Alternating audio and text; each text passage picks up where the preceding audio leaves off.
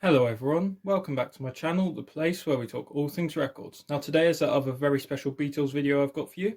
Now this is the excellent Remix 11 on Tomorrow Never Knows, on the album Revolver rather. But this is quite a fairly rare first UK pressing with that on it. Now the way to identify them is the XEX 606-1 matrix. Now sometimes on side 1 you can get a -1, but usually it's -2, which I'll show you in a minute. But the cover is the same. This is a Garrett and Lofthouse. I'll get it out of the protective sleeve to show you.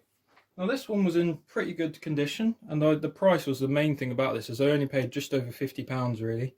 Now on eBay it was described as good, which is, it'll hiss a bit, but this one actually played back quite a bit better. I'd say at least a VG, and I haven't even cleaned it sort of yet. It's not dirty per se, but I might try cleaning it just to get some of that sort of deep dirt out. But it's a Garrett and Lofthouse sleeve for that part of the record. I'll show you down there. It's in pretty good shape. It's just yellowed a bit. Some fair sort of few creases, but overall it's still got a fairly good gloss to it. It's got its patents pending in the sleeve, which I'll get out. But one thing I will just show you actually, which is interesting, is as you can see up there, the mono is quite close to the top, and as you can see on the back it's sort of been folded over a bit, which is interesting. I've seen another example like this, so I'm not sure if it's just a coincidence or the fact that they were slightly earlier maybe. But here's the patents pending sleeve.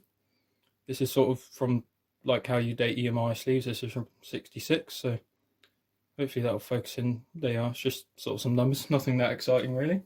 But what is exciting is what's inside it is this disc. Now, as I said, to identify it, for those who don't know, it's the XEX 606-1 on side 2. Now side 1 will have -2. So I've seen a few with -1, as I said, but they are not that common. And to be honest, I don't know if it's actually been confirmed, because some I've seen, but I don't know, if it's actually a real one or if it's someone's tried to sort of mess around with the pictures on eBay. Now I'm not sure how well that number's shown up there, but as you can see, that's side 1. There's the label. It's sans serif, and Taxman and Eleanor Rigby are on the same line, which is one of the ways to tell an earlier one. And here is side 2, which is the most important thing. Hopefully you can see down there, XEX 606-1. Now this one I will try and get in the right light because it's the most important. It's a bit hard because the camera of course will go out of focus if I try and get any closer, but let me know down below if you can see it okay, because that's the main thing about this. Now some of you might, and also before I just get onto about the mix, this is the side 2 label for the first pressing.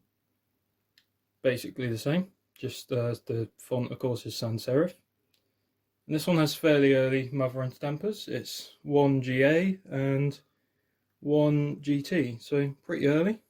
And we're in the 60, well, sorry, actually not in the 60, it'll be around sort of 15 and that sort of thing. There's a way to read stampers.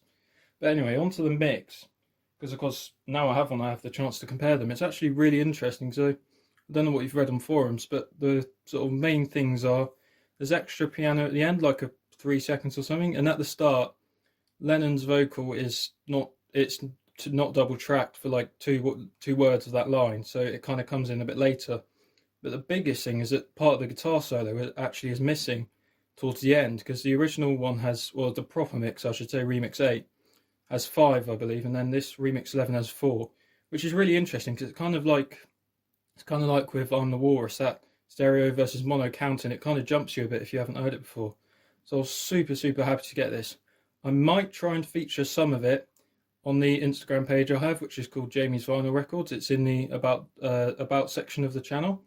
But I don't know if, regarding copyright and things, it probably won't happen, but I might try. But I have featured this on there if you'd like to visit that page. But I was so happy, as I said, because it plays a hell of a lot better, at least a VG I'd say. Maybe even if I clean it, it might get a bit better, but £50 was an excellent price for me, especially because this, as I said, this is one of my grails that I've really been waiting for. And I was going to be happy with a G copy, but to have one that's better is excellent. And a proper sleeve as well, because I mean I would have been happy with just a disc, but to have it all together is really nice. So again, sorry that was kind of a short video. I'll try and get that matrix number in there just one more time. One thing actually I've just remembered is there is a short section with the piano at the end on YouTube if you want to hear that part of the different mix, but all the others you kind of have to own the record to hear. It's not actually been like officially released sort of anywhere else, so As I was saying, sorry that's kind of a short video today, but hopefully you've enjoyed seeing this Beatles Grail, and thank you for watching.